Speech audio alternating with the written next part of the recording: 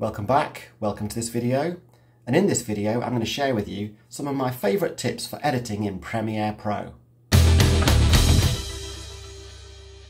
So I've been using Premiere Pro for many years now, and I actually use it to make all the videos on my channel. How do you know all this stuff? So I've picked up quite a lot of tips, shortcuts and things which hopefully you'll find useful along the way, and I'm about to share them with you. So are you ready? Yeah. Let's go with the first one.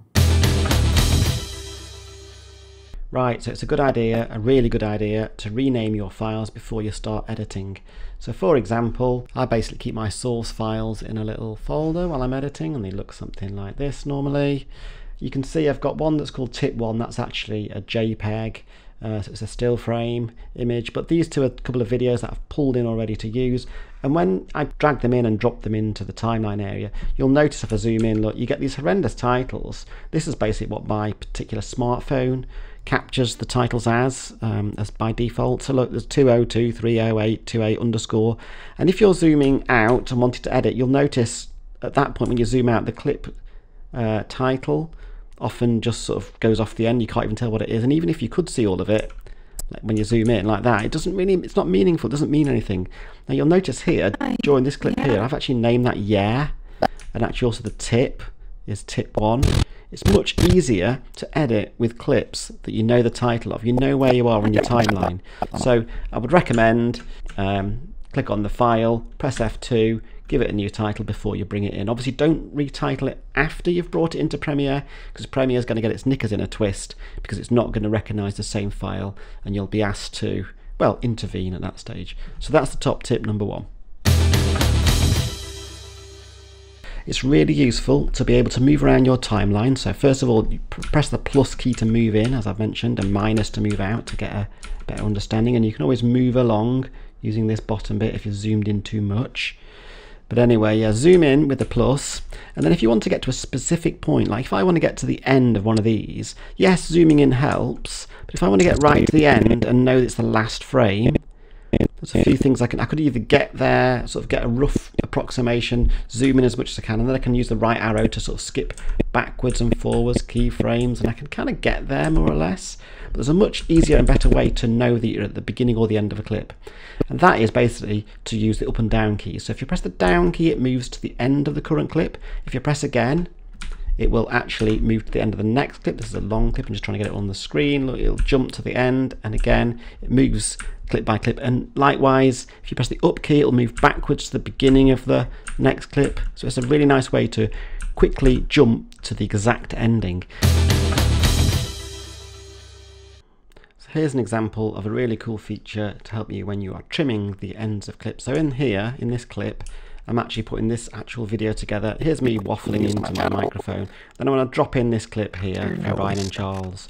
But the clip has got quite a bit of a long start, so when I play it back I get this. Channel. How do you know all this stuff? How do you know all this? I want him to come in a bit earlier, so I want it to be a bit more of a snappy edit. So I want him to start about, see on the audio, if you zoom in with the plus, you can get a bit more detail. I know that Brian starts talking just here. How do you know? So you can sort of analyse the audio. I want to remove, I think about here, I want a really snappy edit. I want him to come in straight away. So basically, if you press C, like I just did there, do that again, press C, it turns to the cut tool from what was the V tool, the pointer before, standard pointer tool. So C, the cursor changes, and I'm going to just click there, and it automatically makes an edit. Then I'm going to click V again to go back to the pointer tool, and it's selected because it's white, and I'm going to press, normally if you press delete, you've then got to do this malarkey where you sort of try and line this up, and yes, you can put snapping on, but that's still a bit of a danger because sometimes you can drop it like that, oh, and you've made work for yourself. I'm going to undo that. A better idea than that actually is when you've got that selected, hold down the shift and press delete, it will automatically remove any space and butt them up against each other. That's a fantastic tip. If you've got a situation like this where there's a gap has emerged for whatever reason, and you press shift and delete to just remove the end of this, it obviously doesn't move all this up, it doesn't work.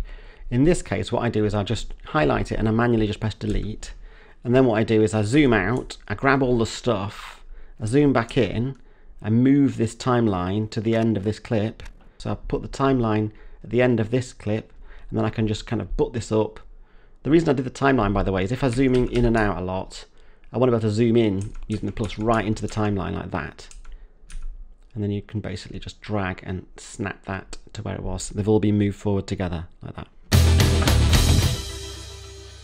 My next tip would be to not leave massive long gaps between edits. Keep it choppy, keep it lively, keep it short. So for example, don't have an edit where you're talking and you leave a gap and then you continue with another clip but you've left this massive gap. It's just not nice. Instead it's better to have a choppy chop and then start again like that.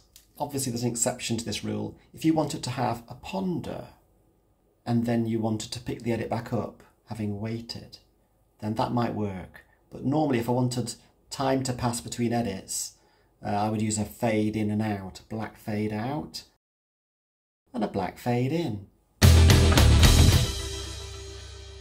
Sometimes it's really useful to be able to unlock the Unlink feature in Premiere. What that does is it separates the video and audio tracks. It makes them separate rather than synchronised. So for example, if I was talking and I wanted to use this clip in an edit, but then I sort of shut my mouth in a second and made a weird noise, and I wanted to keep me and maybe do a little fade out but not have that annoying noise, I'd need to use Unlink, and I'll show you what I mean. So here's the clip. So I'm talking and then I shut my mouth and go Don't ask. Now I don't want that weird noise, I just want to fade my face out. This is how we would do it using the Unlink tool. Right, so here's that clip I was just talking about. I'm talking and then that's where I start making that weird noise about here. So I'm going to put the cursor just before, I'm going to zoom in first with the plus key, just before I start making that weird noise. I'm going to cut. Now at the moment if I select the audio or the video, it highlights both the video and audio tracks because they're still linked, so I need to unlink them. If I right click on either of those and click on Unlink, it then allows me to select the audio or video separately, which is kind of just what we needed to do. So now I'm going to completely delete the audio and I'm going to put a fade in. Let's see, I'm actually going to go to the end of the clip.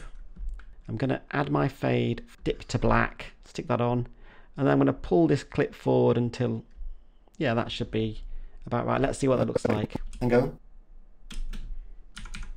So now we've not got the noise, watch. And then I shut my mouth and go. And we've got a nice fade. We've still got the video and the fade on it, but no audio. Mouth and go. Okay, this is quite a simple one and it might sound like I'm stating the obvious, but sometimes if you are recording a video and you're actually using a separate microphone, and I've done this in the past, it's quite hard sometimes lining up the audio and the video so that the lip syncing is correct. Understand that? Understand that. So that they're actually in sync with each other. The best thing to do, and they do this in the film industry with clapperboards, but obviously you might not have a clapperboard. I don't. Who has a clapperboard? You're hilarious! You really are! If you don't have a clapperboard, you can just clap your hands and the audio will spike on the timeline. You'll be able to synchronise the separate audio and video tracks. So I'm going to try it here. Here's the hand clap. Make sure you can visually see them going together. That wasn't a very good clap. I'm rubbish at this. So dumb! Let's try it a bit further back. It might be easier. Right, ready, watch. There's the hand clap. So I've got my clips here, my separately recorded video and audio, and I've tried to line them up. Let's see. Ready, watch. There's the hand clap. Yeah, that's not good, is it? Because... Ready, watch. There's the hand clap. Yeah, it's completely out of time. But as I mentioned, we've got a spike on the timeline there for the actual clap. So all we really need to do is find when my hands go together by dragging this cursor over the timeline. So let's say about there. That's about when they hit. So now I'm going to grab this separate timeline. I'm going to move that along. And you can zoom in with the plus. And another little tip, if you want to make micro adjustments, you can hold the Alt key down and press the right key. Can you see that? Now, because we're so far zoomed in, they're not that micro, but if I zoom out, you'll see what I mean. It just shifts it along ever so slightly. So I'm going to zoom in, and I'm going to keep shifting that along until I think it's about when the hands go together. I don't know, would that one work? Or let's do it there. Right, I'm going to zoom back out and watch that back, see if it works. Ready, watch. There's the hand clap. Yeah, and you can see that my lip syncing also works after the clap. There's the hand clap. Mission accomplished. So then all you would need to do is trim these bits off. And ready, watch. There's the hand clap. Mission accomplished. So that's them lined up nicely together. Oh my God, it's so amazing.